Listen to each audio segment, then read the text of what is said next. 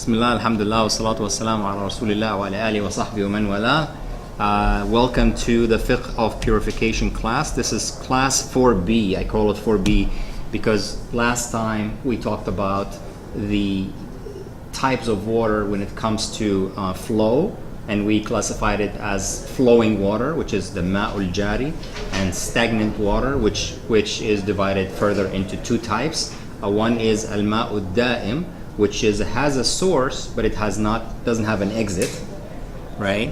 And al-ma'ul al-rakid, which has no source and has no exit, such as a water in a bucket or in a bottle or in a tank, right?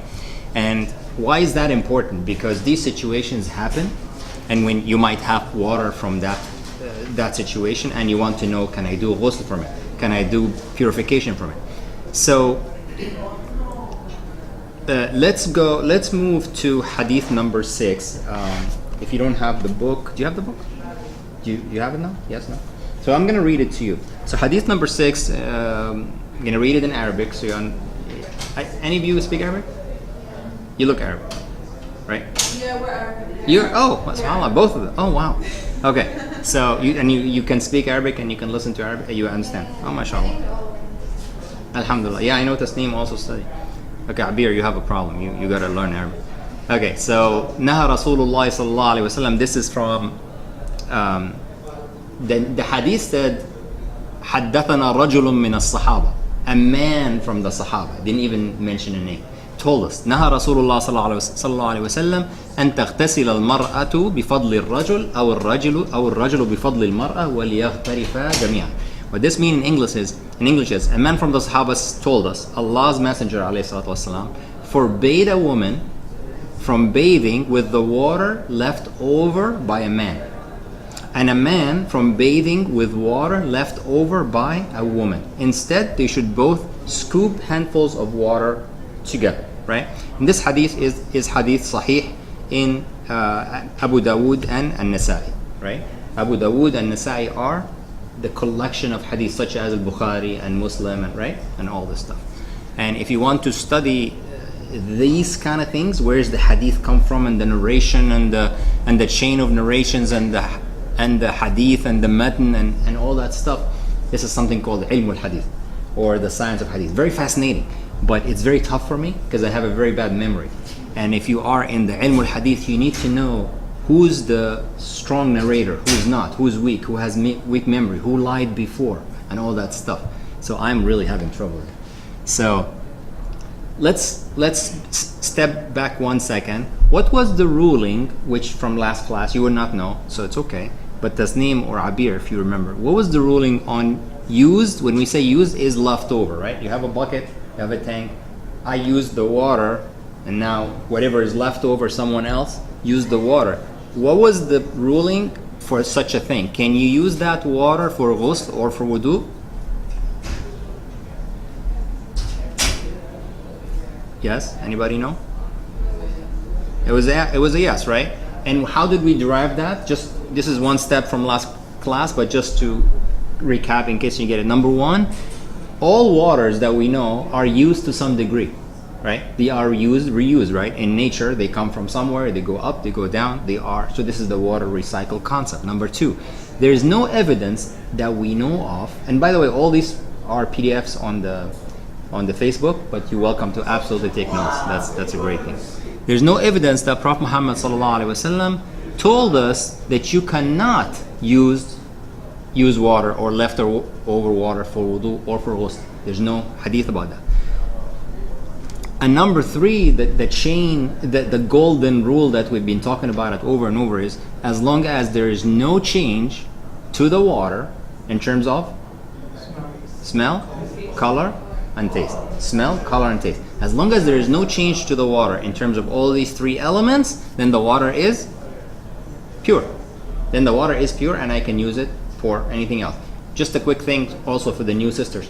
So if I drop a tea leaf in a bucket of water and now there's a change in color or taste, can I use that water? Wait. I want to ask you, can I use that water to make wudu? What do you think? You don't think so, right? Because this is not water anymore. This is tea. This is mint tea water. This is flower water. Whatever is it, because there was a change. But if I drop it and there's no change, no color, no taste, no smell change, then it's water, right? So if there's no change, it's actually called water. If there's a change, it's something else, right? So the conclusion was from last class that usage of the water has no effect on the water purity, right? Now, let's continue with today's class. Now back to hadith number 6, which we just said. Prophet Muhammad ﷺ said what? He forbade a woman to use the leftover water from a man and a man from a woman, right? First of all, he says a man from the Sahaba, right? Here, why don't you use it until just so you have it in front of you. It's hadith number 6. Yeah. In this book, when inshallah, if you go and join the Fiqh of Purification page on Facebook, all the book is there for free. It's PDF, you can download on your phone, or you can buy it for $20, right? So the hadith said a man from the Sahaba. Does it matter who is that man? It does? Okay. So why did Ibn Hajar is the one who put the book together. Why did he use the hadith? If it's, and the hadith said hadith sahih. Hadith sahih in Abu Dawood and in Nasa'i.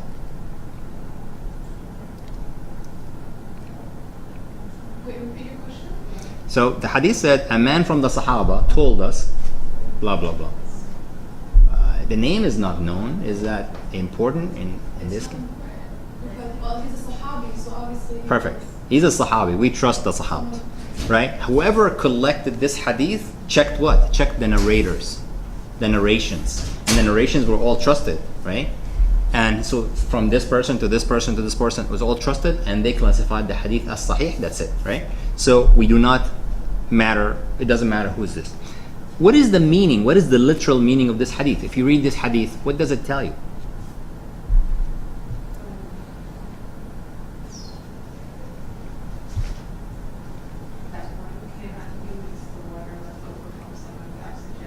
Right, that is the meaning, right? That's you reading it.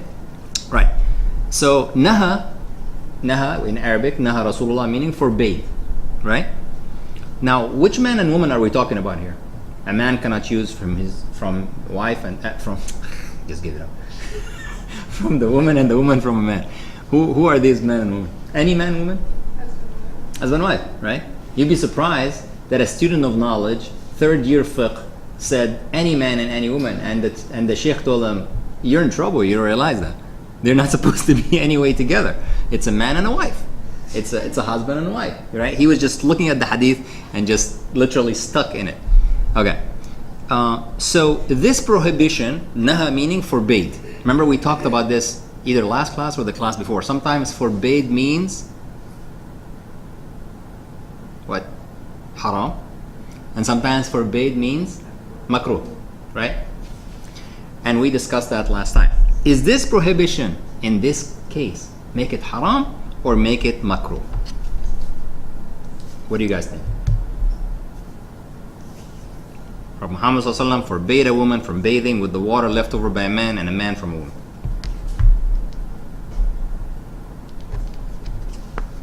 Don't be afraid. Just say whatever you feel. Raise your hand. Makruh, okay? Because? You're afraid of because, right? You just ask makruh or haram. Don't ask me why.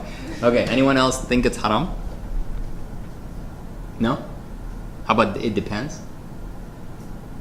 Okay, so what you guys did is something a lot of people do. Is that they use one hadith and they jump into conclusion. Right? So, can we use one hadith to actually conclude something? Not at all. Never. Have you ever heard about something called ahad hadith, meaning hadith which has been only narrated once? So the answer is yes. If that hadith was authentic and there was no other hadith of any sort talking about the same matter, we can. But this is very isolated case usually, right? So the answer to this, does this prohibition make it haram or halal, is it depends. Let me explain to you why. Let's look at hadith number 7a. Do you see 7, sister? Yeah. And Ibn Abbas أخبره. Okay, can you read this for us? The one that this one. The one that has Maymuna in it. Okay, I never read it out. Read it. Please. Narrated by Ibn Abbas, the Prophet ﷺ used to bathe with the water left over by Maymuna. Who's Maymuna? His wife. Also, this hadith was narrated by who? Ibn Abbas. Abdullah ibn Abbas, right? Does anyone know that Maymuna was also Ibn Abbas' aunt? So now we know. Okay? So they're related, right? What is the meaning of this hadith? Forget the other hadith. What's the meaning of this hadith? He would do the water that she loved. Right. Left over, so that's the meaning, right? There's no other meaning. She would bathe and he would do it after her, or bathe after her, and vice versa. So what's the deal here? Do we have a contradiction between two hadith?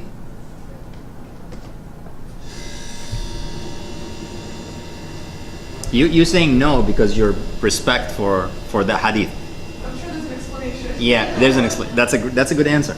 What we want to say is, it seems like there's a contradiction. It seems, right? Because we don't have enough knowledge yet to understand. Okay, so let's continue to see what's happening here. First of all, you know the Orientalists, right? The Orientalists are those people who are generally not Muslims. They study Islam to prove Islam is no good. That's their job. That's what they do. They study Islam sometimes more than Muslims themselves. They go into the Quran. Few of those became Muslims, alhamdulillah. And some others remain for whatever the intention in their heart. So in this case, this is, you see, the Sunnah contradicts itself, right? Boom, two hadith, what's going on? Okay. This is another fiqh principle, like the ones we discussed before. When two texts seem to collide with each other, there is a process that we do to have an answer or solution. And this process goes in these steps. Step number 1, you make jam'. Jam' meaning what? Combining or reconciliation between the two hadith, meaning you take both. I'll explain that in a minute. Number 2, there's something called tarjih. Tarjih meaning selection. So number 1 is jam' or reconciliation, right? You take both hadith in a certain way.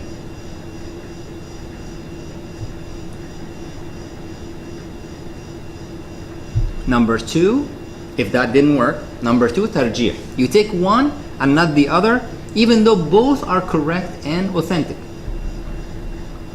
Why would you do that? It's a very long process. We're not going to get into here. I'll touch upon it very quickly. Number 3, that didn't work, so reconciliation, tarjih, selection. Number 3, it's called naskh. You take one and you take one completely over the other because of seemingly contradicting text. So you choose one, you feel this is the one. Tarjih and naskh are almost same, but the difference is tarjih, both are completely authentic, but you're just going to take one of them for a specific reason. The second one, naskh, is you take one over the other, and we will see why. Now let's talk about it. Reconciliation. This is very, very, this is a touch of the iceberg, so you know, tip of the iceberg of this kind of science. Number 1, reconciliation is jama', right? Give you an example. How many branches are the iman? 6? 6, right? Right? Because Jibreel alayhi salam came to Prophet Muhammad sallallahu alaihi wasallam, right? And he says what? أخبرني ما الإيمان. Tell me what's iman. He says بني الإيمان على 6, or iman 6, and he said أن تؤمنوا بالله وملائكته وكتبه ورسله, right? 6. But there's another hadith of Prophet Muhammad sallallahu alaihi wasallam that says what? That says iman is al-imanu 71 shu'bah. Iman is 70 plus branch. Is it 6 or is it 70 branch? Who can tell us how do you think about that? So in one hadith, Prophet Muhammad ﷺ tells Jibreel, al-iman is based on 6, and he lists them: iman with Allah and His angels and His books and His messenger, day of judgment, and the qada. And the other hadith from Muhammad sallallahu alaihi wasallam said, "Al-iman 71 shu'bah." And he said in that hadith, "Wal-haya'u shu'bah min al-iman," meaning shyness is part of iman. So is iman 70 plus group or branches, or is it 6? And how do you reconcile that? Remember, this is the first step when two hadiths seems to be contradicting.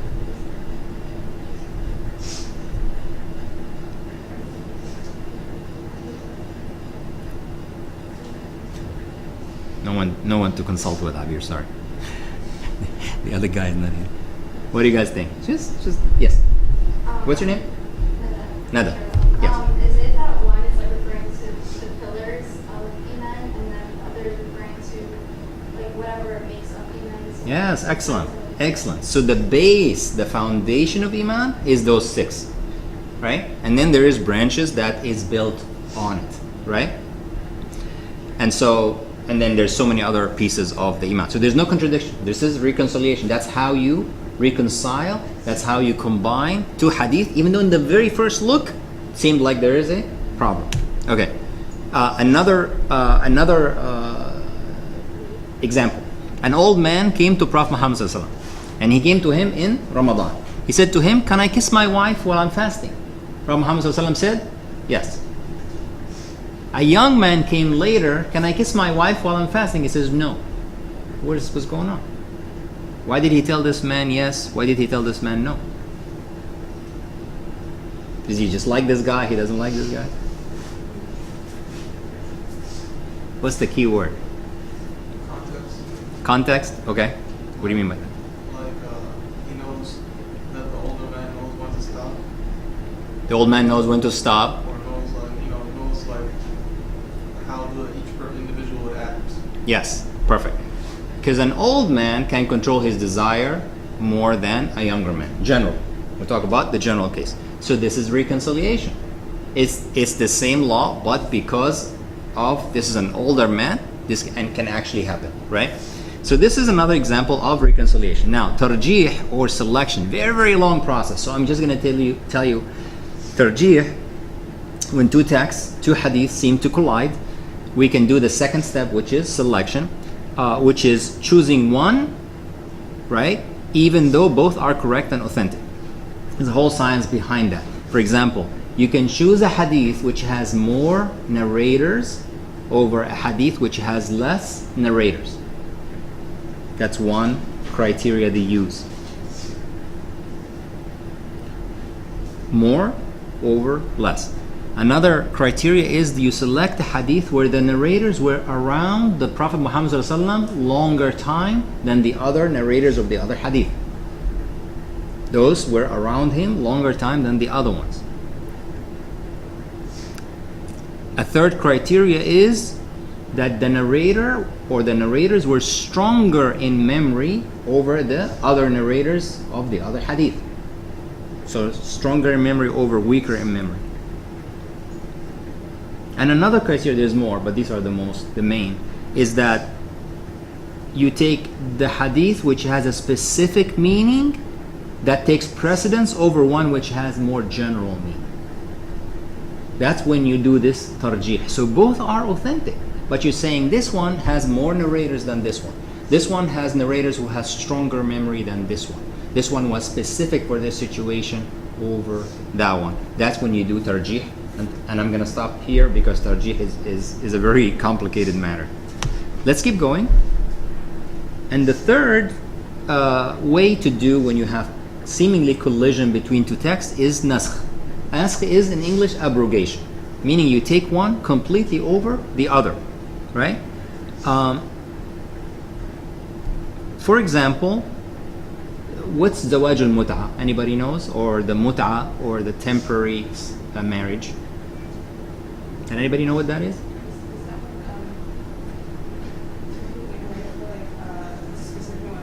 Right. Right. And is that halal marriage? Why not?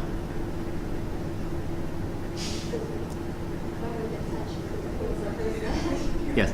Those abrogated later, like in earliest time, those permissible with them. Right. He went one step ahead, Abir, mashallah. Yes. But zawaj al-mut'a is a temporary marriage, is that two people marry with the intention to divorce after a certain time, and that does not make it marriage. Marriage is never with the intention to leave. It doesn't matter if we're going to marry 20 years and then we're going to leave. You can't do that, right? And most of those guys are, and this is halal in Shia, so you know, and that's a major problem. So zawaj al-mut'a, or temporary marriage, was allowed early on in Islam until Mecca was conquered, and then there was a second hadith that later came to forbid it, right? So this is an example of naskh. If you just saw the hadith which says, okay, zawaj al-mut'a is halal, and you stop there, you're gonna be marrying right and left, right? Every couple of months, which is wrong, which is haram. So I'm not saying do that, right? That's why, again, it's important that you examine all the hadith about the matter, right? Then the second hadith came and that stopped it, that forbid it. Can you give me another example from the Quran, not the hadith? Wait. Habir, you have an answer. I want someone else who didn't try. Wait, you haven't been given chocolate. That's why you guys are like rusty. And yes, Tasneem, I think you answered before. And I think the sister next to you answered. Actually, I'm going to give everyone. So you get excited and motivated to continue, sister. Okay, sorry. And the camera looks like I'm throwing people with something, right? This is chocolate. It's for answers. Can anybody give me an example from the Quran? You can discuss with each other. Sorry, Abid, because they have a small group here discussing. For something that was allowed or not necessarily forbidden, and then later it was forbidden. Very famous, you know. I have the answer in front of me because I have your slides. Oh, she's reading from the slides. Yeah. Okay, try not to do that. No, I mean, so you can think about it. Okay? Time is up. No? Okay? Alcohol, right? So alcohol, if you look at the early ayat, it says what? It says it has benefit and it has harm, and the harm is more. That was early. Later, it says that's it. حرمت عليكم, right? No more. Forbidden. Came in time. Now, why and all that stuff? Because it was the culture at the time. It wasn't about like haram, haram, haram, haram, everything. It was about first tawheed and ibadah and aqidah and all that. And then as they get stronger, you know, you add more commands to it. Right. So this is an example of naskh. Now, so remember the process. Step number one, when you have two hadith or two texts that seem to be colliding, step number one is reconciliation, jam. Step number two is tarjih, or selection, one over the other. Number three is naskh, one completely take precedence, right? But it is best, we said that in this logic, but it is best that you take both hadith. It's always best that you take both hadith as much as possible, right? Why? Because there's a fiqh hadith, whoever wants to learn Arabic, it's called إعمال الدليلين أولى من إهمال أحدهما. إعمال الدليلين أولى من إهمال أحدهما, meaning using both is better, is higher than in neglecting one, right? Right. So, I'm sorry. Yes.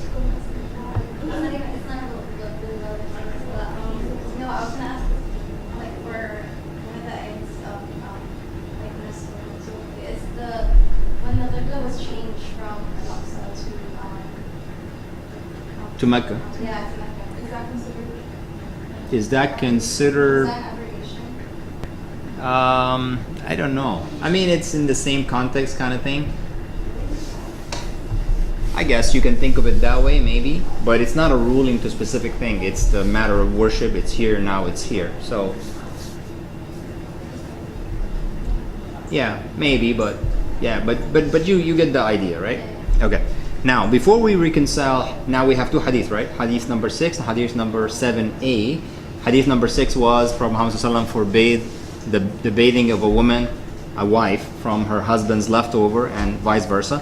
And hadith number 7a was actually Prophet Muhammad ﷺ used leftover water from his wife. Before we do that, let's continue to Hadith 7b, which is still in 7.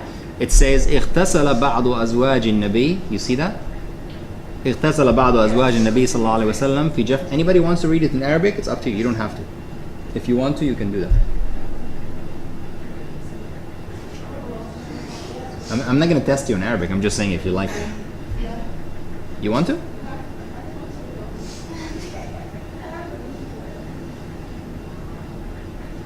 Okay. I'm going to read.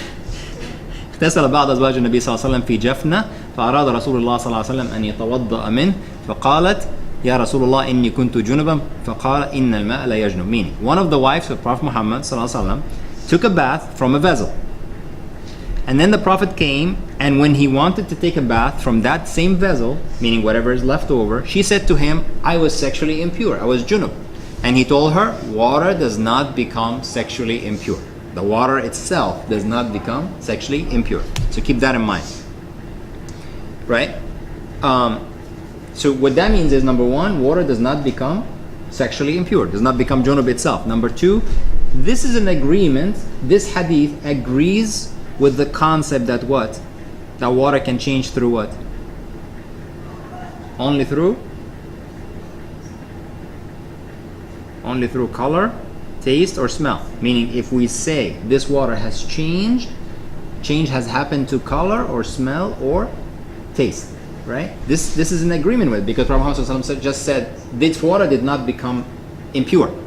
Just because you are wife impure and you used it does not make that impure, right? And also this emphasized that use water, this is the leftover, right? The leftover after she used it, use water itself is not impure unless there is a change. Now, let's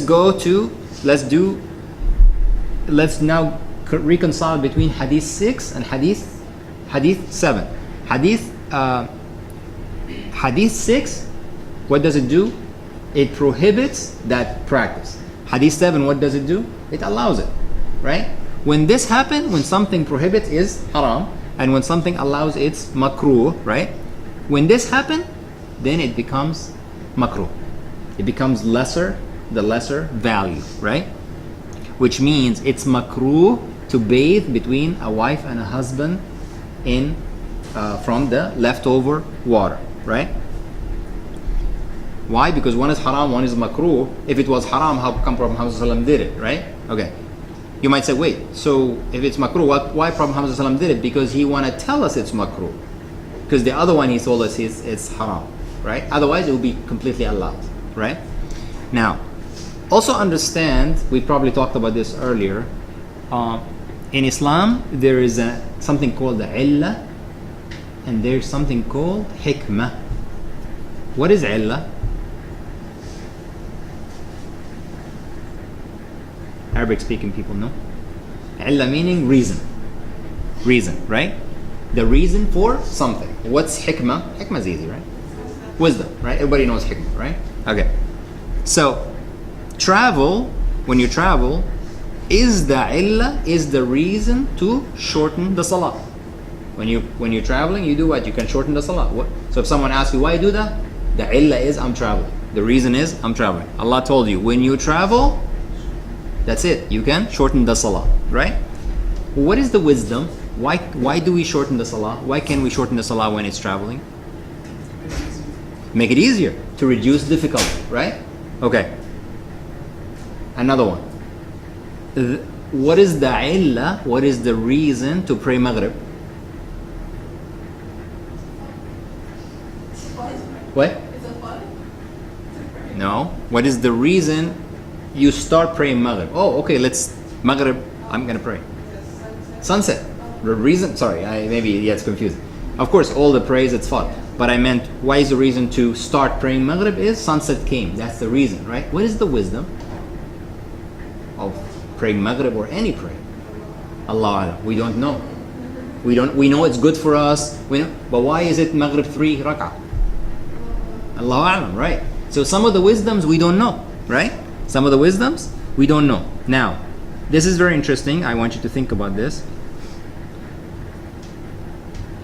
For the ruling to exist, for the ruling to be applied, the illah must exist. to apply the ruling, the illah or the reason must exist. But the wisdom does not have to be there. Maybe, maybe not. But it's not a precondition to apply the ruling. What does that mean? You traveling or not? Yes, I'm traveling. What's the reason to, then you can do what? You can shorten the salah. So shorten the salah is what? A ruling. What's the reason for that? Or illah is the travel. What's the wisdom for travel? For that is to reduce difficulty. Okay, you're traveling 5 stars, plane, luxurious. There's no difficulty. If the wisdom was was the main thing, then you cannot shorten the salah. But the wisdom has nothing to do with it. So the reason, your travel, that's it. You shorten the salah. Whether or not the wisdom exists. So there's always going to be a reason. There's always going to be a reason for a ruling. For a ruling, correct. Right? Now the wisdom we might or might not know. Right? So keep that in mind.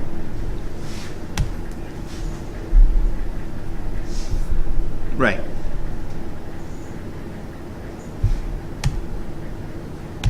So now, yeah. I think I repeated 2 slides. If you, I repeated 2 slides, but you can skip that. You can tell that I repeated. Okay. So conclusions. So if 6 and 7 equals it's makruh that a man use the leftover from his wife and vice versa, then why hadith 6 at all? Why did hadith 6 come? Prophet Muhammad sallallahu alaihi wasallam tell us hadith 6, which says don't do that. Well, if it were just having 7, then it wouldn't be makruh. It would just be. That's a good answer. If we only have 7, then maybe people think, right. So maybe people will think, hey, I can do that, right? That's a good reason. What else?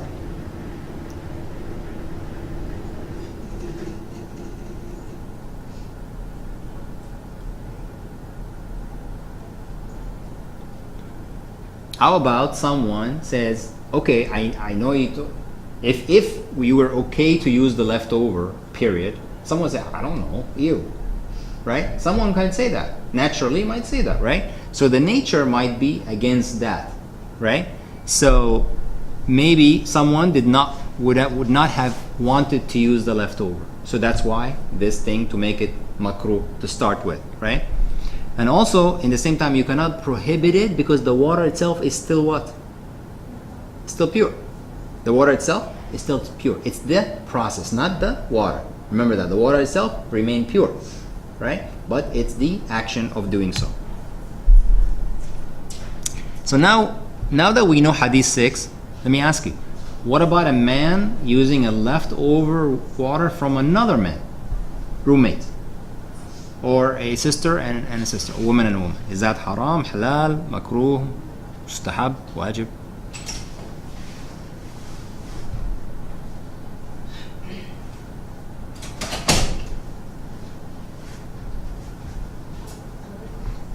Guess we'll have a chocolate if you get it. Get chocolate.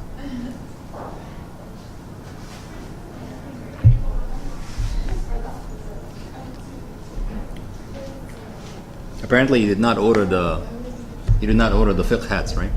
No way. You have a fiqh hat, Abi. I mean, according to hadith, I would think it's, barring any other hadith on the display, and just what the 2 hadith that we had, you would assume that it is permissible, but I want to use my logic and say that the same applies, that you shouldn't do it. It would still be makruh because it's still. You said it's permissible, but logically it's makruh. I mean, just from the text. If you're just going off of like a. Okay. Any other? Text specifically says, but I'd say logically it doesn't because it's the same thing almost. It's like, right. Why would you do it? Right. Yeah. Okay. Any other fiqh opinion from any of our faqihat here? I would say makruh also, just that the same reason applies, because if it's this reason between a husband and wife, and I don't think a friend is closer to you than your spouse. Mm-hmm. So I just found that, why would it be any different if it's makruh for a husband? Is there any hadith? So we so far we talked about that says a man cannot use from from after another man or whatever. This is leftover. Remember, there's a bucket. I use some water. This is the leftover, not the water I used, not the water that came, on me, right? So is there a hadith that says you can't? So how do you make? But there's none. So yeah. So then it is permissible. It is allowed. It's permissible. If your nature says I don't want, that's fine, but it's permissible. It is permissible, right? Right? Give an example. We jumping, but for example, Prophet Muhammad ﷺ told us that the urine of the camel has cure. And some people were sick, and he asked them to mix it, I believe, with milk. Don't quote me there. I gotta get that exact thing, and the people get cured. Now, someone would say, "Really?" Right? So we don't understand everything, right? And if I give you this as a medicine, say here, and it's bitter, you don't know what it is, and you drink it, and I say, by the way, there was camel urine, and you know what I mean? You might feel that way, but how many times you take medicine, it's so bitter, it tastes like whatever, right? So because we don't understand everything, right? And we're gonna also study later that when a fly drops in someone's drink, you can throw it away if you want, but Prophet Muhammad ﷺ said what? Dip it and drink. For one of its wings has disease and the other wing has medicine, and the science has proven that recently. But again, you might say, what? Fly. Okay, so this is the sunnah and there is whatever. So yes, a man can actually use leftover and a woman can use leftover. So now let's go back to this. Can we then use one hadith to make a ruling? Same question like before. What's the answer? How many people say yes? Can we use one hadith to make ruling? How many people say yes? Raise your hand if you think yes. Okay. How many people say no? Raise your hand if you say no. How many people say it depends? Wait a second, you can't do that. Then don't raise your hand when it's yes, right? How many people? Okay, raise your hand if you never raise your hand. Okay, no, you all raised. Okay, yes, you can, if there is one evidence and one evidence only about that specific matter, right? There is a hadith so the answer is yes, right? But it's not absolute yes, meaning whenever you see a hadith with something and it makes some meaning to you, boom. You should always be doing further reading, basically. You should always further read to make sure. Absolutely. Absolutely. And that's why in Islam we need to know the whole subject before we and you see that probably on Facebook, right? Someone asks question and everybody put one hadith and they say no here, and when you say wait, there's this hadith, they say no, but that's the only hadith, they're fighting about it. So unfortunately that's ignorance, right? So for example, Allah subhanahu wa ta'ala in Surah Al-Baqarah says what? وَأَقِيمُوا الصَّلَاةَ وَآتُوا الزَّكَاةَ وَارْكَعُوا مَعَ الرَّاكِعِينَ, right? Establish the salah, perform the salah, give the zakah, and bow, right? This is, Allah subhanahu wa ta'ala says, أَقِيمُوا الصَّلَاةَ. That's it. It's one evidence, right? And then Prophet Muhammad sallallahu alaihi wasallam explained how to make the salah, right? Did you need another place in the Quran says, oh, still make the salah? That's it. One evidence, right? Quick thing. Okay, actually we're kind of done here, but those questions came in our class, so I just want to tell you about them. Number one, eating with your left hand. Some other things. There's two opinions. Number one, it says haram, because a man came to Prophet Muhammad sallallahu alaihi wasallam. He told him to use his left hand, use his right hand, and he ignored it, and that man was disabled later. Right? He was punished. Right? And number two, opinion says it's makruh. Why? Because remember we talked about it last last class. We said if the forbidden is for a general thing, then it's haram. But if it's related to manners, then it is makruh or mustahab. It depends on meaning. Prophet Muhammad ﷺ said, sleep on your right hand side. This is a manner. This is not worship. This is a manner that we do, right? Sleeping, eating, drinking, like that, right? So some people said if it is related to manners, then sleeping on your right hand side becomes mustahab. Mustahab. Do you have to stay on your right hand side the whole night? No. So you're sinful if you wake up? Of course not. but you start sleeping on your right hand side. And the way Prophet Muhammad ﷺ slept was he put his hand like this. Very hard for a lot of us because we're not used to it, right? Okay, so in this situation there are two opinions, right? Haram and makruh.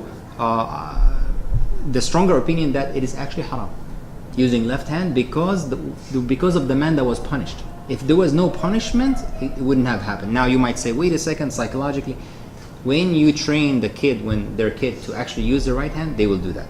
They can use the left hand for a lot of things, but eating should be right hand. And I know a lot of lefty people who actually use the right hand because when they were kids, they were No, I'm gonna say, because I'm a lefty also, was growing up, it was something that and you use your right hand? for eating. Yeah. MashaAllah. And you don't have any psychological, you don't throw up or Alhamdulillah.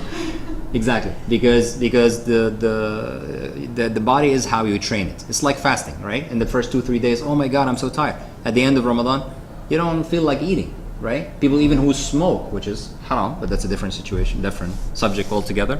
In Ramadan, they stop, right?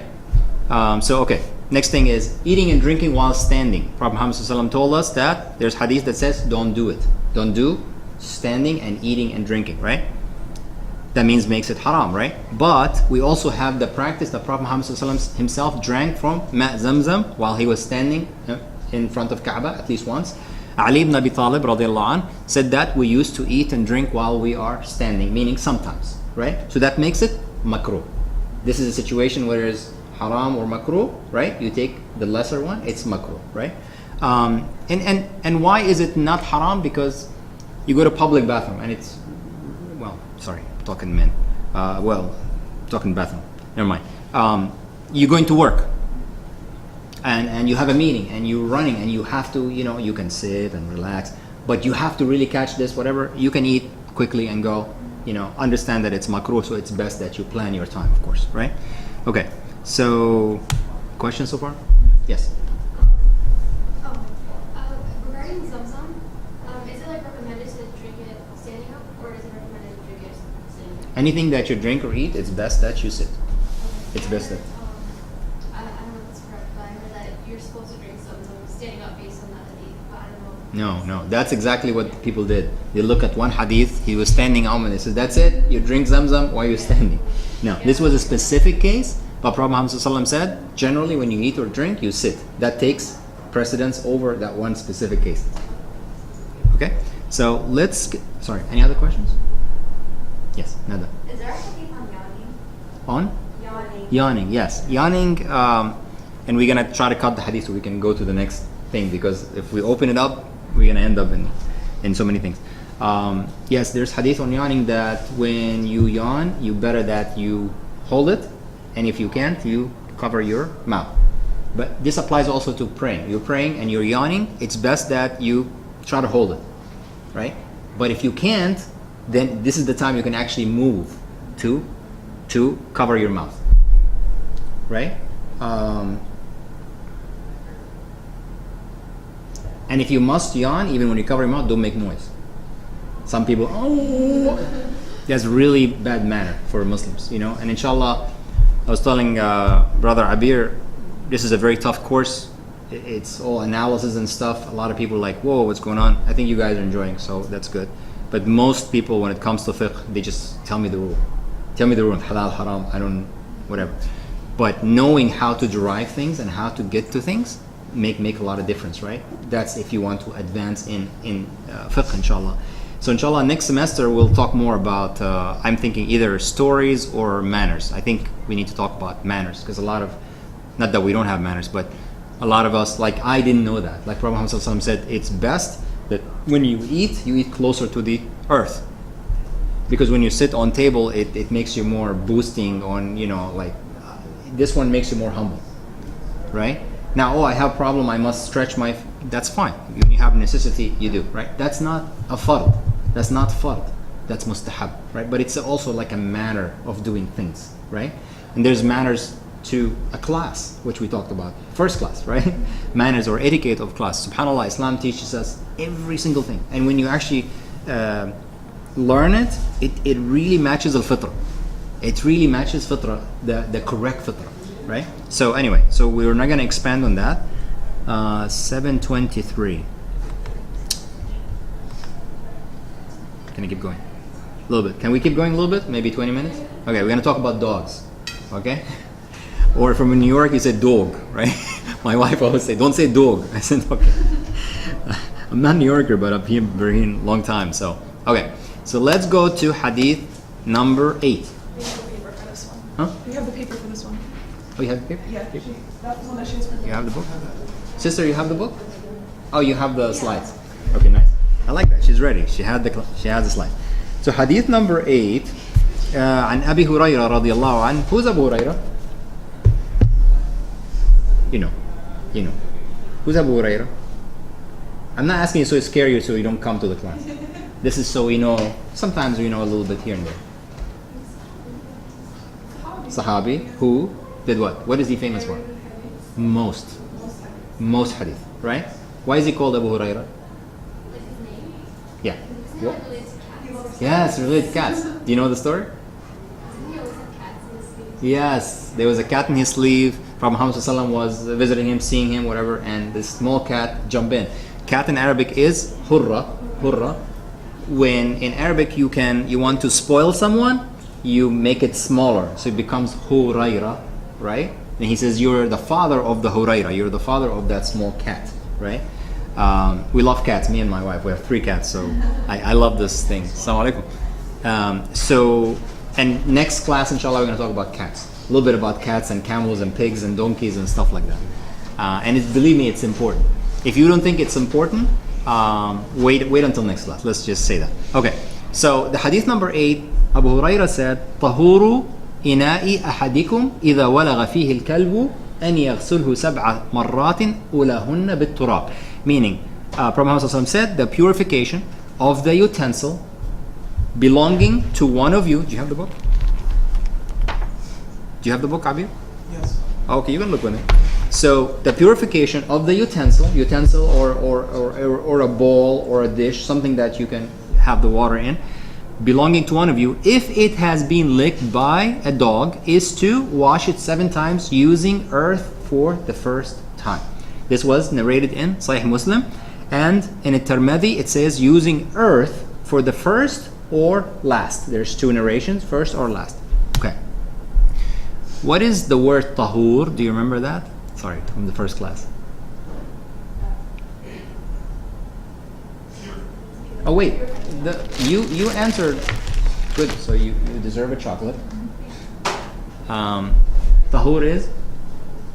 Yes. It's pure and it purifies. It's okay. Correct. Before wudu, not najis. Right. So tahur in general is the okay, right. But in this case, it also refers to the method of purification itself, right?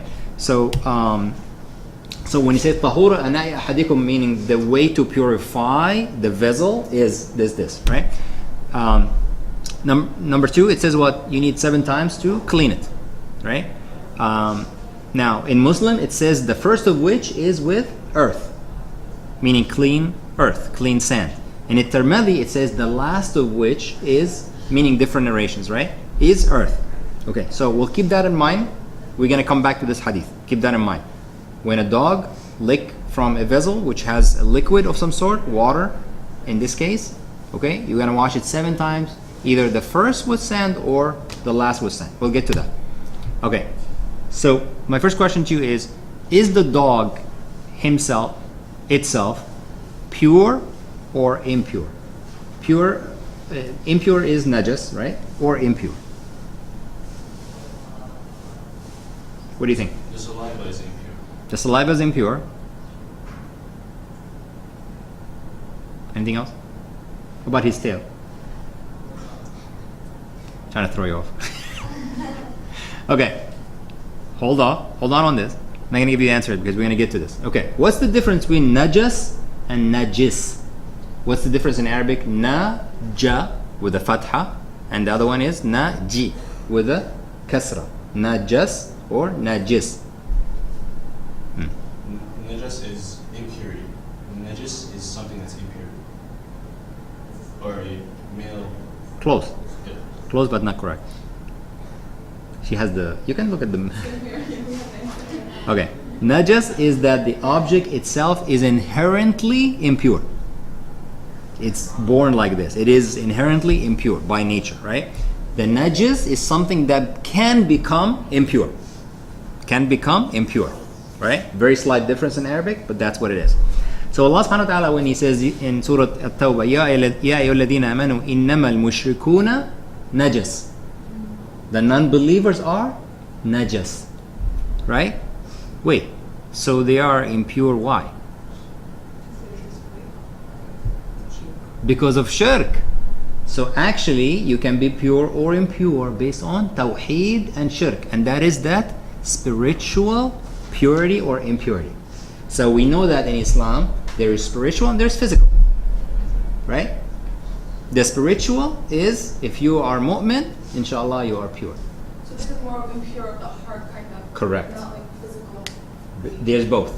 There is the physical, and there is, yeah, absolutely, and there is the spiritual. So for being, for being mushrikeen, for being disbelievers, Allah called them impure. That's impure. That's what. That's spiritual impurity, right? That's why when you finish wudu, what do you say? Ashhadu anna la ilaha illallah wa ashhadu anna Muhammadan Rasulullah. Here you go. Someone is ready already. Allahumma ja'alni min at-tawwabin wa ja'alni min al-mutatahhirin. Tawwabin is what? Repentance from sins. That's your spiritual purity. Al-mutatahhirin is what? Purifying physical. So when you finish wudu, you say, oh Allah, clean me spiritually and clean me physically. And this is the difference, right? So we talked about this as if tawheed make someone spiritually clean. SubhanAllah. Amazing, right? Now, let's go further before we continue with the vessel. Okay, keep the vessel on the side. Can we have dogs as pets? Little chihuahua thing, little small thing, hanging around. They're so cute. No? Yeah. I remember in the first class you said you can't have Oh man, someone was here. So you remember the first class that says you can have them. Why did I say that? Huh? You can have them for hunting or something. Okay.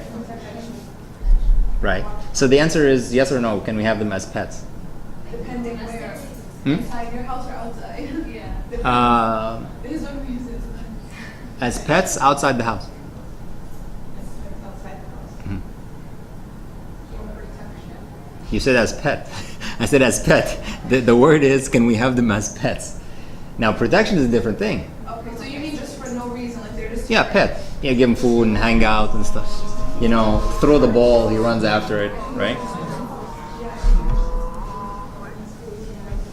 So the answer is, you should be sure about this. No, we cannot have them as pets.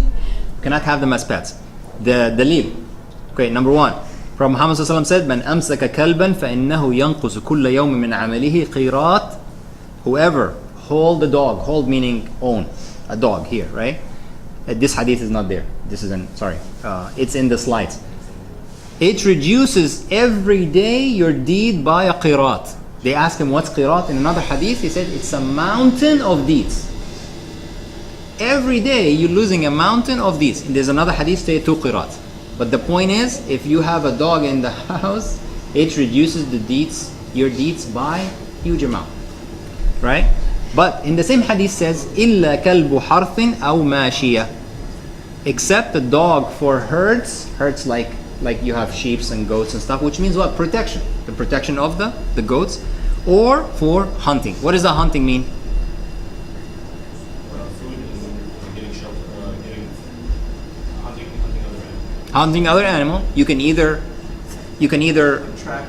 send the dog on him, or you can shoot, say Bismillah, and shoot, and then the dog just catch him. And if you go there and the animal did not die, you must do what? Slaughter. You must do Islamic slaughter. But this is in the class of fiqh of clothes, which I'm not sure we're going to do after this class. But it's so important. So maybe we'll make a smaller version. Yes? You can't shoot the animal to death. You know that by experience, right? By the way, can you hunt for fun? No. In Islam, you cannot hunt for fun. You can only hunt to eat. You really want to eat, and this is gonna be food, but for fun, like you see Sarah Bell and all this stuff, you're in trouble. Yes. Sorry? Fishing. Is that the same thing? No. Is it 45 minutes? No, absolutely not. That's not the same thing. Because fishing, because Allah subhanahu wa ta'ala says, أُحِلَّ لَكُمْ طَعَامُ الْبَرِّ وَالْبَحْرِ. The food of the land and the sea is halal. And Prophet Muhammad sallallahu alaihi wasallam, many hadiths tell us that the dead food in the sea is halal. Meaning if you see a fish already died, it's even halal. So fishing is okay. Everything in the sea is okay, but there are rulings depends on if this animal live completely in the sea or a little bit in the sea and a little bit in the land. This is a whole different subject. If we get into it, we're not going to finish the dog. So let's continue.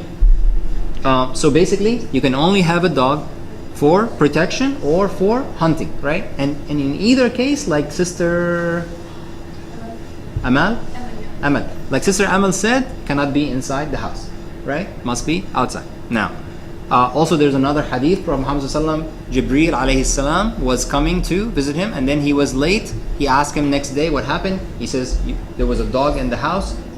We angels cannot enter a house that has what? Has a dog or picture. You ready for this? You ready for this? Angels do not go inside a house that has a dog or pictures. Be careful. Pictures, okay? Was there any like a random reasoning? Like, I mean, yeah, they don't enter. So was there any like elaboration on that? Why? Why dog or why pictures? Well, I believe Allah alam dog because of its najasa, because of the tongue and saliva, and we're going to talk about that.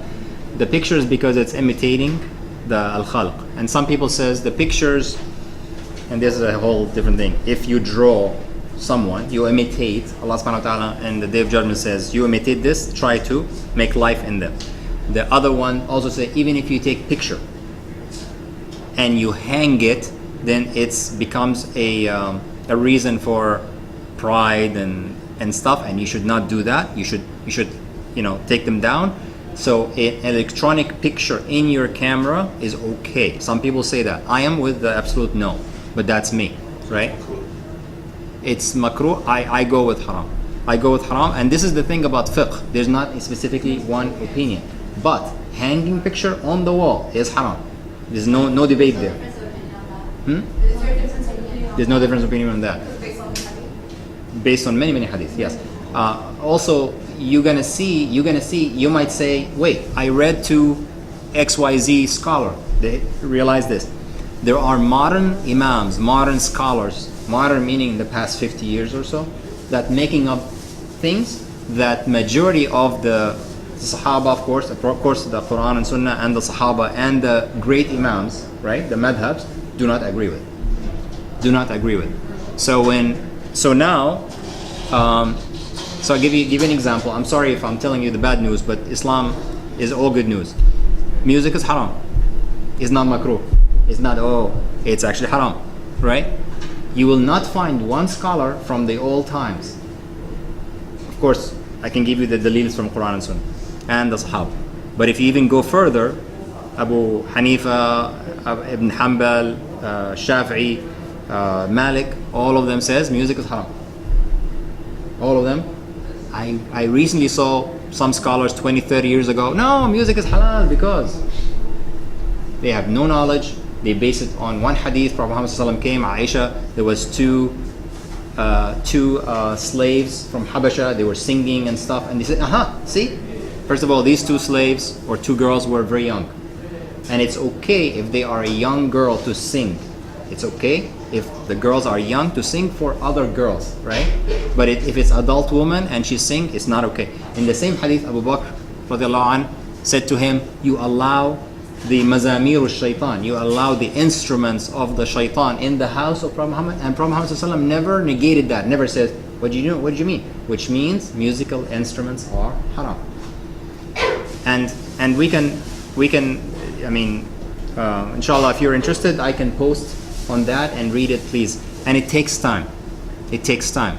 Okay? I used to love music. I used to make music before Allah guided me. I used to make music. So if you think you listen to music and you like it, try to make music and then leave. That's very hard. But alhamdulillah, once I realized this, and once Allah alhamdulillah guided you, you will not even debate. You will not debate, right? Anyway, so let's keep going. So is the dog himself inherently impure, or is he najis, or is he najis? So opinion number one, it says all of the dog is pure. This is when we have opinions, right? Opinion one says all of the dog is pure. Why? Because Allah subhanahu wa ta'ala says in Surah Al-Ma'idah, يَسْأَلُونَكَ مَاذَا أُحِلَّ لَهُمْ قُلْ أُحِلَّ لَكُمُ الطَّيِّبَاتُ وَمَا عَلِّمْتُم مِّنَ الْجَوَارِحِ مُكَلِّبِينَ تَعَلِّمُونَهُنَّ مِمَّا عَلَّمَكُمُ اللَّهُ. Meaning, lawful for you are all good foods and game caught by what you have trained of hunting animals. These are the dogs who run to catch your whatever, your hunted whatever, which you train as Allah has taught you. So eat of what they catch for you. So those scholars says, wait, if the dog run and catch that thing that I hunted, how can he be not pure? Because Prophet Muhammad ﷺ did not say and wash this area where his teeth, right? So that is their logic, right? So that's opinion one. Opinion two says no, opposite, complete opposite. All of the dog is impure. Why they say that? They say it's because remember the hadith we talked about, the vessel and the dog lick into it and stuff, wash it? That means what? Meaning it's impure, right? So they say, wait, if the dog just lick the water and Prophet Muhammad ﷺ said clean the whole thing, what about the whole dog? That means he's all haram, all impure, not haram, all impure, all impure. And realize something, not everything that is haram is najas, but everything that is najas is haram. Remember I told you this to think about it? Okay, we'll discuss this at the end. Okay, so number two says using qiyas. If his tongue is not clean, then he's all not clean, right? What is qiyas again? Measuring with a ruler. Yeah, comparing the amount of the area that you licked. Mm-hmm. Okay. Anyone? Reasoning. Okay. So give me an example. Huh? Outweighing one case. Okay. So comparing is like this. Qiyas is like this. We know that alcohol is what? Haram. Why?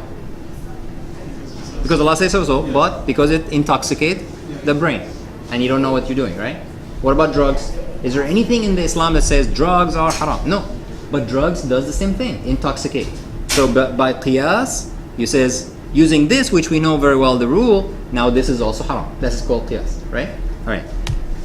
Opinion number three, it says only the tongue and the saliva are impure.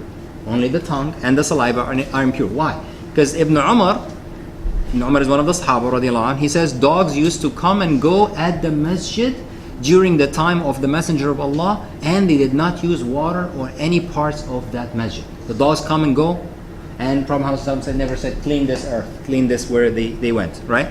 So it says if the dog body was impure, then Prophet Muhammad would have at least once say wash this area, right? So they say no, the body is fine. It is only the tongue and the saliva. So these are the three opinions. Now, out of all three opinions, right, most scholars that I know of say it's opinion number three, which is the dog saliva and the dog tongue are the one that are impure. Why? Opinion number one, which is all of the dog is pure.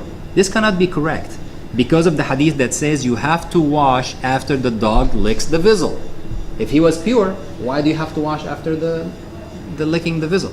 Opinion number two, which is all of the dog is impure, is not correct because of hadith of Ibn Umar, which says that the dog used to come to the masjid and they never did anything with it. And opinion number three is the most correct. But if opinion three is correct, which is the saliva and the tongue are not clean, right, impure, How come when the hunting dog go and catch the animal, they use the tongue, they use their mouth? So what's the deal there? See, fiqh makes you think. Sometimes you're like, why are you asking all these questions?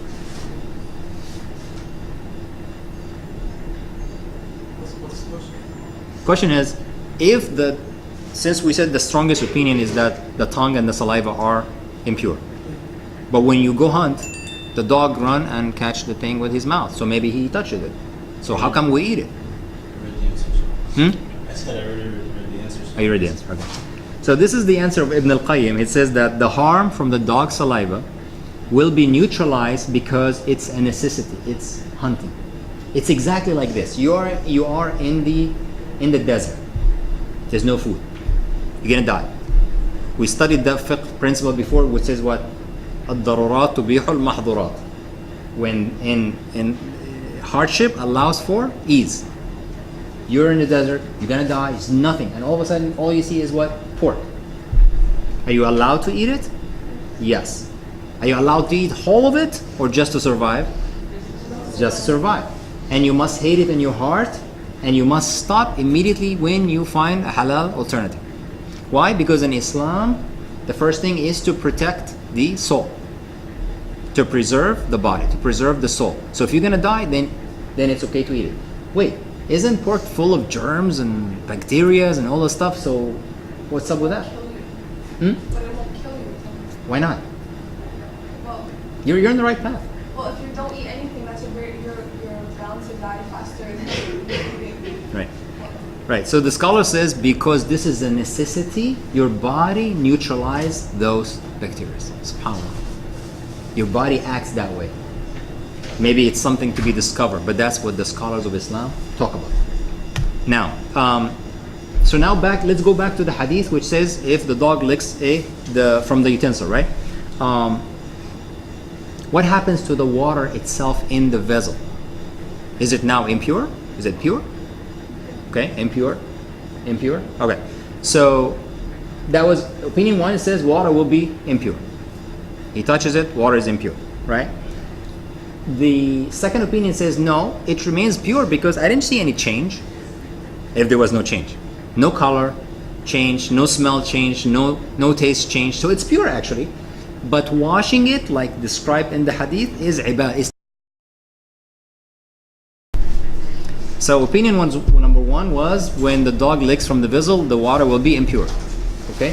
Opinion two says no, it's pure unless I see a change, right? But the washing of the vessel that is described in the hadith is ta'abbud.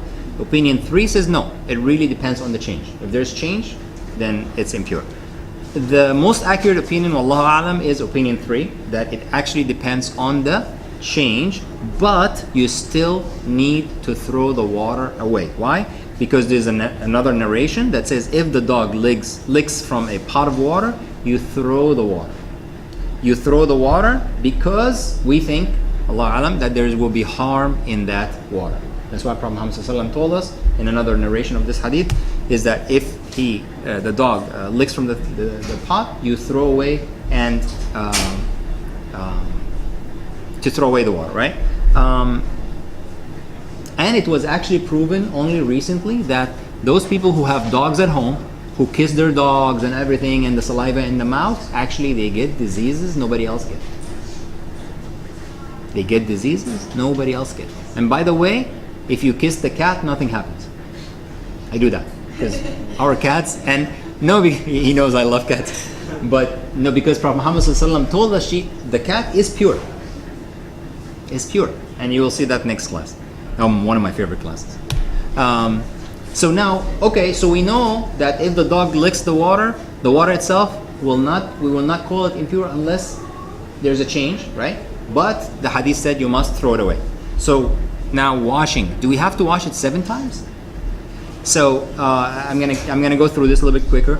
Number one says it's an obligation, wajib, you must do that. Another opinion says no, it's mustahab, it should be treated as other impurities and just get washed. And their reasoning is, there's another hadith that says wash it 3 times or wash it 5 times, right? However, Those hadith that says wash it 3 times or 5 times are weak hadith. So actually you cannot use that, right? So then really the strongest opinion is you actually wash it 7 times. Next thing, use earth. From Muhammad ﷺ said, use the earth, right? Some opinion said it's an obligation. Some opinion said it's mustahab, because they said there's a hadith mentioned by Imam Malik. It says that you can clean but without the use of earth, right? However, However, there's also another hadith that says one of them, not the first, one of them is using earth. Another hadith says the last one using earth, something like that, right?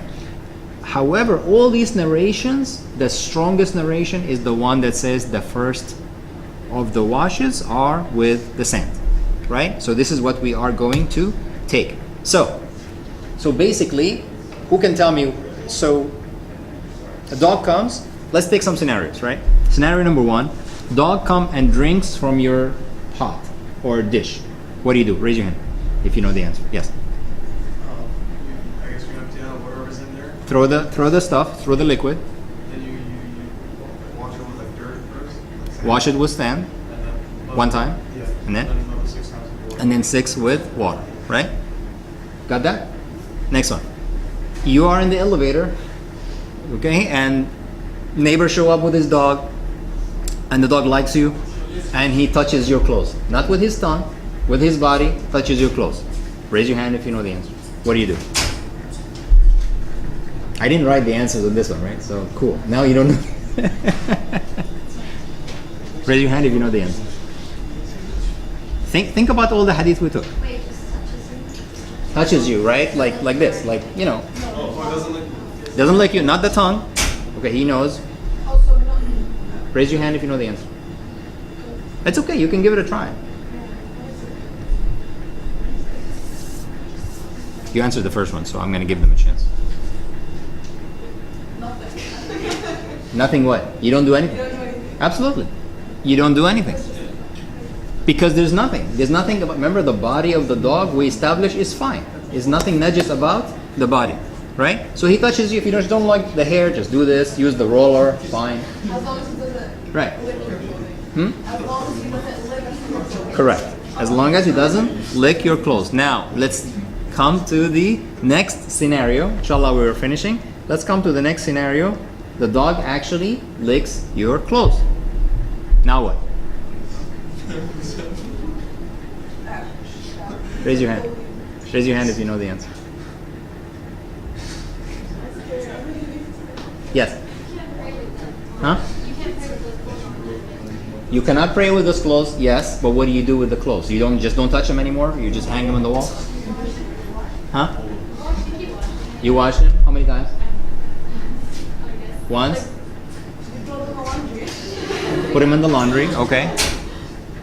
Is that a correct answer? I think you apply the same thing you do to the Vessel? So, yeah, so 7 times, first time was sand, yeah. and then after that it's always brown, and okay. And then you put on Clorox. And then you put on Clorox. Nice. No, the scholars agree that the 7 times only apply to the vessel. Only apply to the vessel. When we grew up, we were kids. Oh boy, if a dog touch, you go running crying to mom. Oh man, you have to rub it on the floor and 7 times. No, this is only for the vessel. So when the dog licks your clothes, you just wash it. Just wash it. Now, can you use Clorox? Can you use whatever? Why not, right? There's nothing against that, right? Okay, perfect. Number 1, next one. You have a pot. The pot has some milk. The dog comes and lick that pot, that milk. What do you do? Tasneem. You have an answer today. Spill out the drink and then? Perfect. You wash 7 times. The first was with sand. Last question. You are at your non-Muslim friend's house. This guy has a dog. I forgot to write this down. He has a dog. And it's time to pray. What do you do? And he has a dog. and it's time to pray. What do you do? Yes. Pray. Huh? You pray. Oh, but what about the dog? What if he? It's a necessity. You're not gonna miss. It's a necessity. You're gonna miss. So you pray. Dog come. You smack him or? Like I said. Unless you get outside. I'm sorry. I mean, you communicate with your friend. Didn't you ask the person to give? But then can you ask? Oh, perfect. Yeah. Why don't you talk to your friend? Please give me a space. Angels don't go in the house. Huh? Angels don't even go in the house. Angels don't go into the house, but you're there. It's time to pray. He's a non-Muslim anyway, right? So okay, so Abir will leave the house and go outside and pray. That's fine.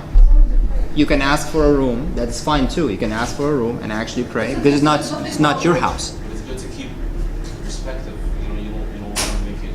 You want to also be neutral and not want to piss off a friend and give a good bad image.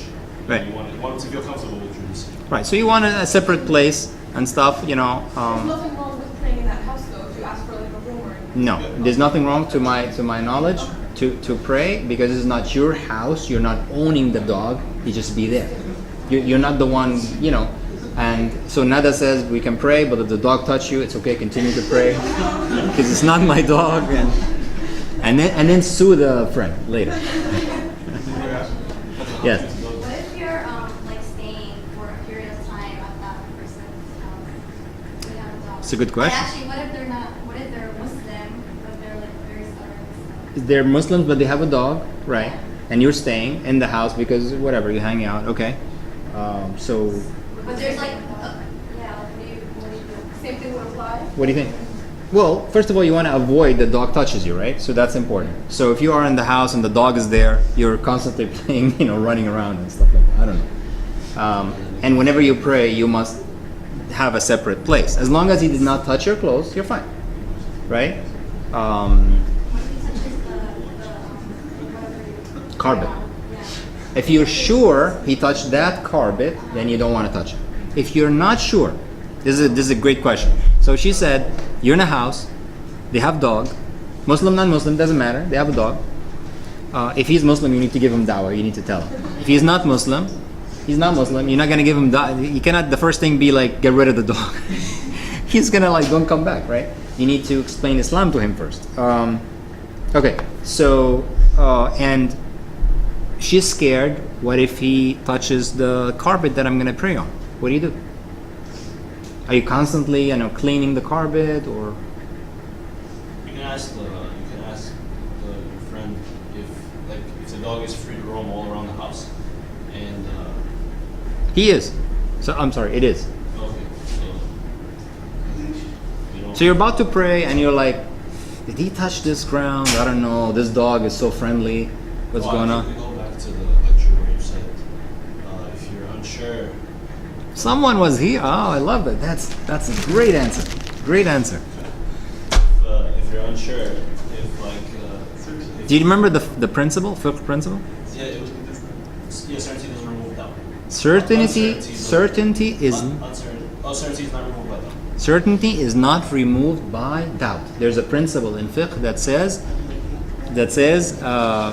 certainty is not removed by doubt, or al-yaqinu la yuzalu bish-shak.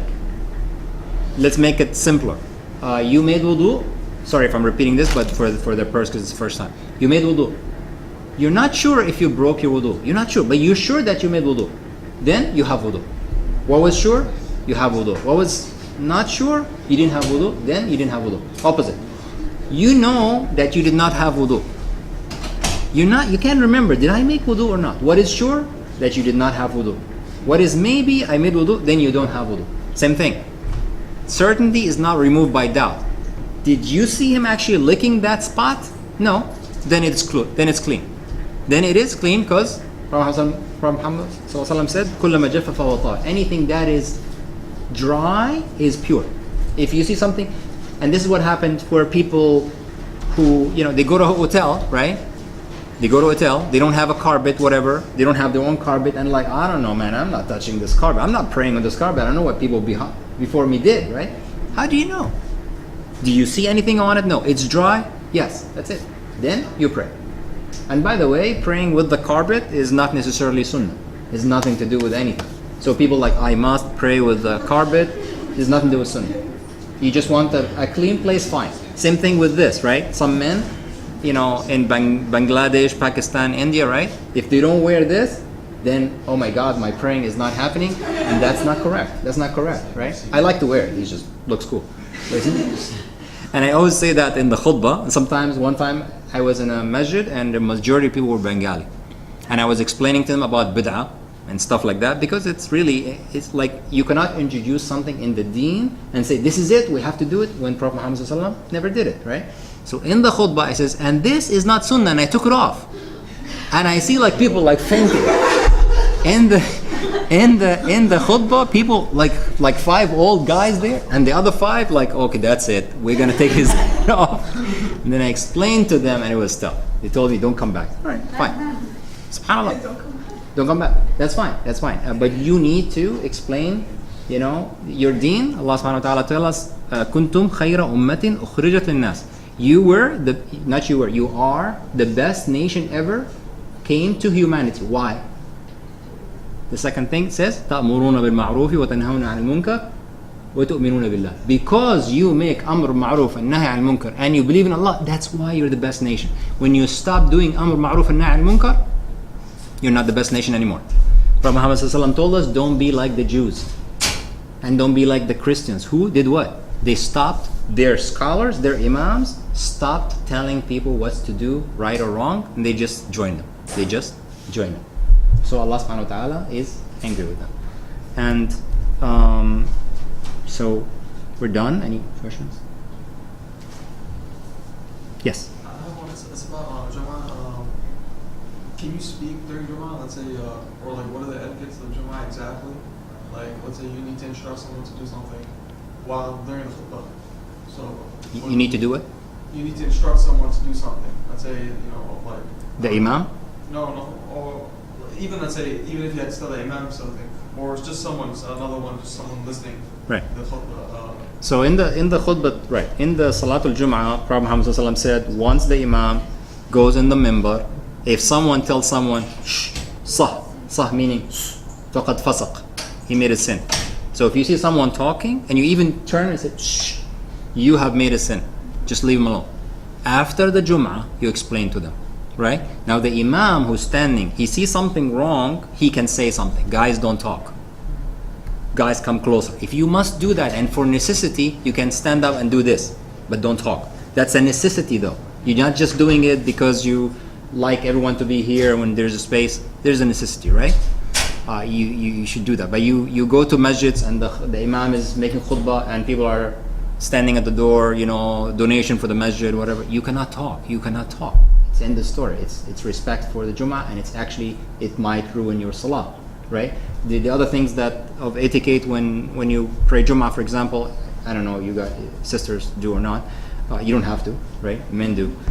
Is that the first line is the first row is the best reward, right? Some people come late and they do what? And they cross. Come to the first line.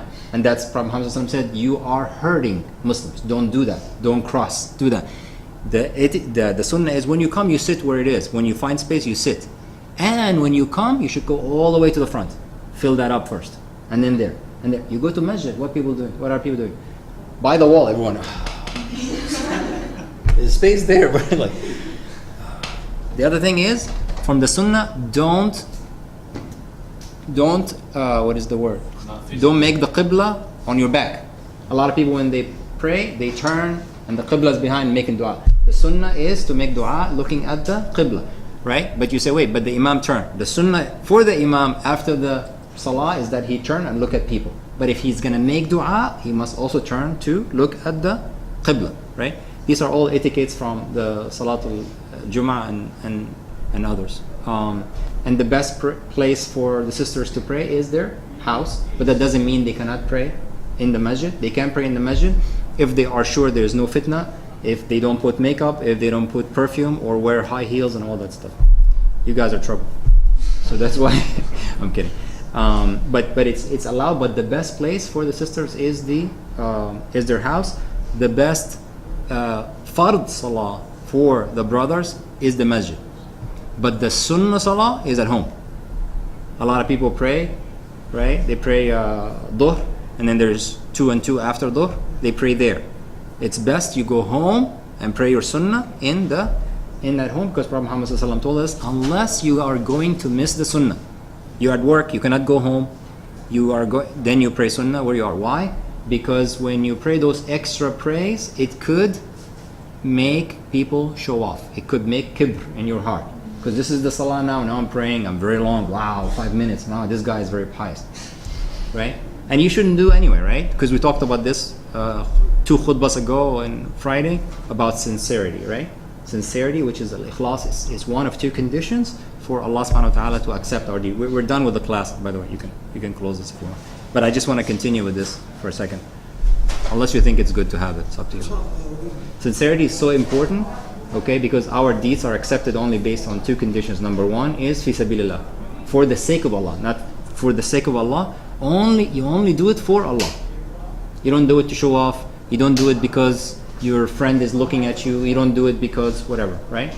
And number 2 is it follows Quran and Sunnah. If it doesn't follow Quran and Sunnah, it doesn't matter. If you pray 1,000 times but you're doing something wrong, it's not accepted. So sincerity is such an important matter, and you have to fight it. Because all of us, sometimes when you pray, sometimes let's say you're praying and you're really longing for the prayer in your home. At one point he says, I wish my mother come in and see me, I'm praying that long. That moment, that sincerity was tainted, because you want that attention from someone else. You want that, right? And that's and this is a big thing. Prophet Muhammad ﷺ tell us about the hadith that the first 3 people that will be judged on the Day of Judgment. The first one is, you know this hadith, Abi, right? The first one, we will come, and Allah subhanahu wa ta'ala told him, they called him Shaheed. Allah subhanahu wa ta'ala will ask him, what did you do? And he says, I fought for your cause and I died Shaheed. Allah says, no, you fought so that they call you brave. And then he will go to hell. Second person, someone come, and Allah subhanahu wa ta'ala says, what did you do? Allah knows, but He's want to teach us. He want to teach us. He said, what did you do? And he says, I learned the Quran, I memorized the Quran, I taught the deen. For you, Allah subhanahu wa ta'ala says, no. You learned, so they say he's hafiz. You taught, so they said he's alim. So meaning you're not sincere, and then they will take him to hellfire. And the third person, what did you do? I spend money, I build masjids, I build for your sake. Says, no, you did that, so they call you generous, and he goes to hell. So, Allahu Akbar. So, sincerity is such a big thing. They said the Sahaba, when they used to pray and they cry, they used to pretend they have cold or something with their throat, so people don't say, oh, look at him, he's crying. They says, Wallahi, the Sahaba used to sleep. They used to talk about them, each other. He sleep next to his wife. He cries, and his beard is full of tears, and his pillow is wet. Yet his wife does not know. One of us crying like, right? But no. If you're doing it for, that's why one of the people that Prophet Muhammad ﷺ told us, on the Day of Judgment, going to be shaded with Allah's shade. There's no shade, right? On the Day of Judgment, there's no shade. The sun will be about a mile and a half, right? The Day of Judgment is 50,000 years. Where did I get that from? It's in the Quran. It's in the Quran, right? It says 50,000 years, right? Why is the Day of Judgment so hot? The sun is close, and then there's so many people, right? Billions of people, right? And people were sweating from their deeds. One of the people who Allah subhanahu wa ta'ala will shade is a person who, when he give his charity, his left hand does not know what his right hand did. That's an exaggeration, meaning, when is the last time you give money and nobody knows? Do that. Next time, do that. Don't show to anybody. When you go to masjid early, whatever, everybody leave, just put that, and Allah knows. Allah sees. That's the most important. And the second one is a person who remembers Allah alone and he cries. He remembers Allah alone and he cries. So yes, when we are in Taraweeh, when we are in Ramadan and the person next to us cries, sometimes we cry out of emotion. But imagine when you're alone, nobody's there except Allah subhanahu wa ta'ala, and you know that, and you remember Him and you cry. You know, if that happens, inshallah, you're sincere, and you can work on that, inshallah. And the Sahaba used to say, the hardest thing we do is sincerity. That's a Sahaba. the Sahaba used to ask each other. There was a list of 30 hypocrites that Allah revealed to Prophet Muhammad. Abu Bakr and Umar ran to Prophet Muhammad and says, are we on the list? Abu Bakr, the person that Umar says if his deeds are on one scale and the entire Muslim Ummah on another scale, Abu Bakr would win. And he was scared to be hypocrite. And we, I fasted Ramadan, I pray Qiyam. Don't brag.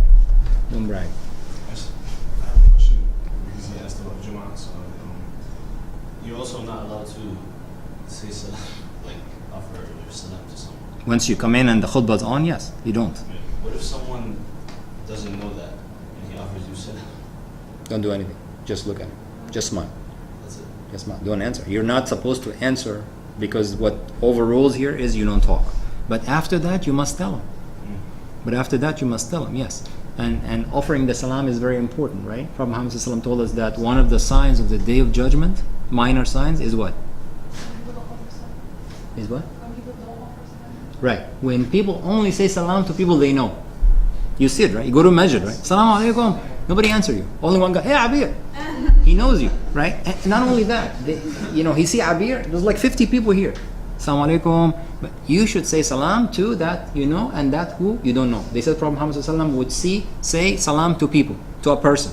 And then they're walking. And then there's a wall that separates them. Like they're walking, and that wall finish, and he see him again, he says salam again. He just told them salam alaikum. That's how important salam is. And salam is that's mandatory between anyone that you, like you said, who you don't know and know regarding disregarding gender as well. Right. Right, between different genders, right? Between different genders, if you're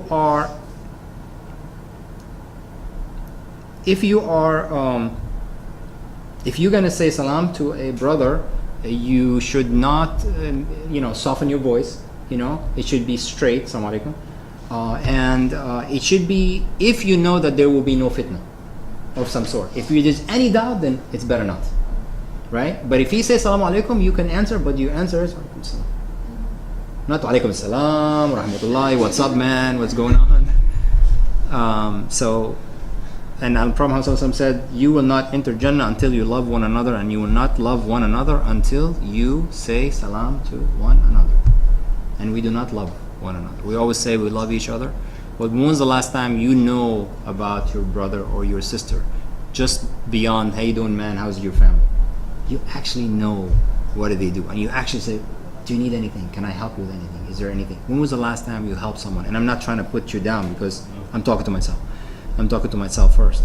So we always say this, and we will talk about brotherhood and stuff like that and sisterhood, but try to always find that person who needs help.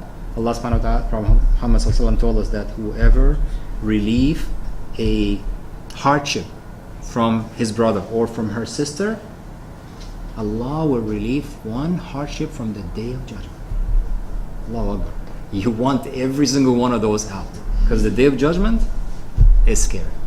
It's scary. So even if someone is in trouble financially, you help them a little bit or whatever. Someone is in trouble, in stress, you sit down and say, can I help you? Talk to me. You're my sister. You're my brother. Help doesn't mean necessarily money, right? Help with anything just to show this. And if you have a brother that you love for the sake of Allah, and if you have a sister that you love for the sake of Allah, meaning when you see that person, you're just happy to see them for their iman, right? Not because they make you laugh or they always take you to lunch, right? Because you really love their iman, they encourage you to be better. Then you should tell that person, I love you for the sake of Allah, uhibbuka fillah, or uhibbika fillah. Prophet Muhammad ﷺ, there was a group of people sitting, and one person passed, and this person told Prophet Muhammad, Wallahi, I love this man for the sake of Allah. Prophet Muhammad ﷺ told him, did you tell him? He says, no. He says, go tell him. So don't be shy. There's nothing wrong with that. It's a beautiful thing. And two of the people Allah will shade on the Day of Judgment are two people. They meet for Allah and they leave for Allah. When I told this hadith to someone on Facebook, they says, I will never leave my brother. I says, no. I'm not saying you leave him. Meaning when you say you meet for the sake of Allah. When you leave, you leave also on good terms. That's what it means. And that's it. Sorry, I didn't mean to be a khutbah, but you ask. So. جزاكم الله خير. سبحانك اللهم وبحمدك نستغفرك ونتوب إليك. والعصر إن الإنسان لفي خسر الذين آمنوا وعملوا الصالحات وتواصوا بالحق وتواصوا بالصبر.